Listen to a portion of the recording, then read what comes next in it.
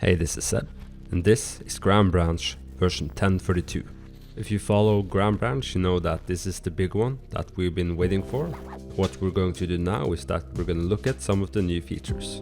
Many of us have been waiting a long time for this, but remember, what I am showing you now is still work in progress, as I have had access to the dev test for some weeks. So let us get it started with the new animation system. This is the big overhaul we have been waiting for so long, and it looks fantastic. How it performs and feels is currently unrivaled in tactical shooters. We now have stance transitions and weapon transitions. These flow naturally and looks good in third person as well as in first. There's a new high ready, compressed ready and low ready for rifles and pistols. With this comes also new reload animations for all of the guns. The reload animations are realistic, so the animation is different if you have a round in the chamber versus having the bolt in rear position in empty. I think this is just fantastic, and it shows you how important the small details are to the developers. They also updated the vault animation as well as a new ladder animation. The enemies also have death animations that can play, and the ragdolling from when enemies get shot has improved a lot. In total, the new animation system for Ground Branch is a really big update and is something we've really wanted to see for a long time. This brings me over to the new character assets. These new characters and assets are a big part of 1032. I think almost everything has gotten a big update, and these new models are super detailed and nice looking. The character heads are updated, and the AR platform has been updated with new models and variants. There is a sexy looking MK14 added to the game, as well as a new MK46 model.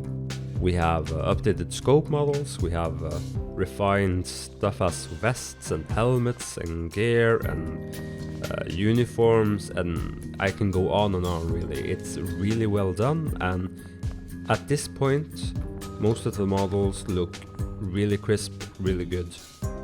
You now also have the option to mix and match different camo patterns between the upper and lower body, and there's a load of different variations that you can try out.